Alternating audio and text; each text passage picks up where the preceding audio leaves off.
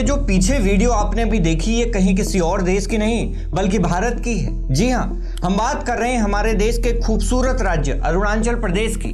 पिछले कुछ दिनों से अरुणाचल प्रदेश में लगातार ऐसी बारिश हो रही है कि उसने राज्य के सभी 28 जिलों में तबाही मचाई हुई है। आसमान से बरसते पानी, हैवी लैंडस्लाइड और अचानक आई बाढ़ ने हर तरफ बर्बादी का मंजर पैदा कर दिया है। सरकारी आंकड़ों की माने तो इस भयानक आफत से अब तक करीब 1 लाख से ज्यादा लोग बुरी तरह प्रभावित हो चुके हैं और दुख की बात यह है कि 4 लोगों की मौत भी हो चुकी है।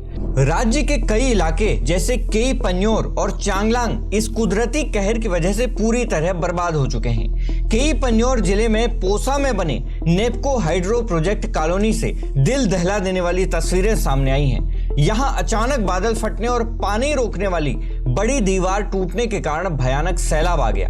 पानी का बहाव इतना तेज था कि उसकी चपेट में आकर कई लोगों के घर और सरकारी क्वार्टर ताश के पत्तों की तरह ढह गए और पानी में बह गए।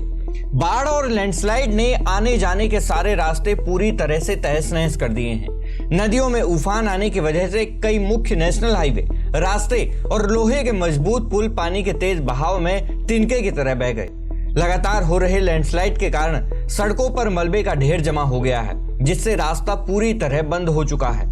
हालात ये है कि अरुणाचल प्रदेश के कम से कम 5 से 7 जिले देश और दुनिया से पूरी तरह कट गए हैं। वहां जाना या वहां से बाहर निकलना बिल्कुल नामुमकिन हो चुका है। सिर्फ इतना ही नहीं, भारी तबाही के कारण कई इलाकों में बिजली के खंभे गिर गए हैं और मोबाइल नेटवर्क पूरी तरह ठप हो चुका है, जिससे लोग अंधेरे और पूरी तरह अकेले रहने को मजबूर हैं। इस मुसीबत ने वहां के किसानों को भी बर्बाद कर दिया है। लोअर सियांग जिले के कई इलाकों में धान की तैयार फसलें और खेत पूरी तरह से पानी में डूब चुके हैं। किसानों ने महीने भर मेहनत करके जो फसल उगाई थी वो अब कीचड़ और मलबे के नीचे दब चुकी है, जिससे उन्हें भारी नुकसान हुआ है। मुसीबत की इस घड़ी में राहत और बचाव का काम युद्ध स्तर पर चलाया जा रहा है। भारतीय वायुसेना के हेलीकॉप्टर इस समय देवदूत बनकर लोगों की जान बचा रहे हैं। नदियों के बीच टापू पर या बाढ़ के पानी में फंसे लोगों को हेलीकॉप्टर की मदद से सुरक्षित निकाला जा रहा है।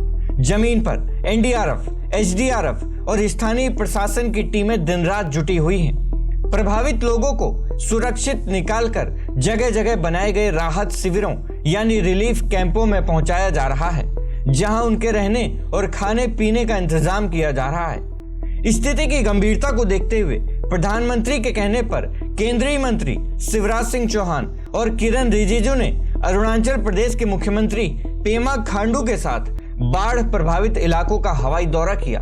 मंत्रियों ने नुकसान का जायजा लिया और प्रभावित लोगों से मुलाकात कर केंद्र सरकार की तरफ से हर संभव मदद का पूरा भरोसा दिया है। इस भयानक बारिश का असर सिर्फ अरुणाचल प्रदेश तक सीमित नहीं है, बल्कि इसका खामियाजा पड़ोसी राज्य असम को भी भुगतना पड़ रहा है। अरुणाचल की पहाड़ियों से भारी मात्रा में आ रहे पानी और मलबे के कारण निचले राज्य असम की नदियां भी उफान पर हैं। विशेषकर असम का धेमाजी जिला इससे सबसे ज्यादा प्रभावित हुआ है, जहां नदियां खतरे के निशान से ऊपर बह रही हैं। असम में भी हजारों लोग इस बाढ़ की चपेट में आ चुके हैं और प्रशासन ने पूरे इलाके में हाई अलर्ट जारी कर दिया है। ये तो हो गई खबर, लेकिन सवाल अब ये पैदा होता है कि अरुणाचल प्रदेश में हर साल ये बाढ़ क्यों आती है। दरअसल अरुणाचल प्रदेश हिमालय की सबसे पहली खड़ी ढलान पर स्थित है। जब बंगाल की खाड़ी से उठने वाली मानसूनी हवाएं इन पहाड़ों से टकराती हैं, तो वे तेजी से ऊपर उठकर ठंडी हो जाती हैं और बहुत कम समय में भारी बारिश कर क्लाउड बर्स्ट यानी कि बादल फटने जैसी घटना को अंजाम देती हैं। पहाड़ों के ऊपरी हिस्सों में भूस्खलन के कारण मिट्टी, मलबे और पत्थरों से नदियों या नालों का रास्ता रुक जाता है, जिससे वहां पानी जमा होकर एक टेम्पररी नेचुरल डैम बना देता है। और जब ये डैम अचानक टूटता है तो निचले इलाकों में भयानक फ्लैश फ्लड आ जाती है। यहाँ की पहाड़ियों जैसे शिवालिक रेंज भूवैज्ञानिक रूप से काफी नई और कमजोर मिट्टी चट्टानों से बनी है। तेज ढलान के कारण पानी बेहद रफ्तार से नीचे आता है और अपने साथ भारी मलबा बहा के लाता है, जो तबाही को दोगुना कर देता है। इसके अलावा तापमान बढ़ने के कारण मानसून का पैटर्न बदल चुका है। अब कई हफ्तों की बारिश का पानी कुछ ही घंटों या फिर दिनों में एक साथ गिर जाता है। लेकिन सवाल अब यह पैदा होता है कि जब सरकार को यह पता है कि हर साल ऐसी आपदा आनी ही आनी है, तो प्रशासन, मंत्री, नेता, वैज्ञानिक, आईएएस अधिकारी, इंजीनियर मिलकर इसका कोई समाधान क्यों नहीं निकाल देते? ये लोग आखिर सोते क्यों रहते हैं? दोस्तों, इसकी वजह साफ है कि देश की जनता सोई हुई है, किसी को फर्क नहीं पड़ता। और जब आपको ही फर्क नहीं पड़ता, आप ही आवाज उठाने से डरते हो, तो फिर सरकारी अधिकारी और नेताओं को क्या पड़ी है?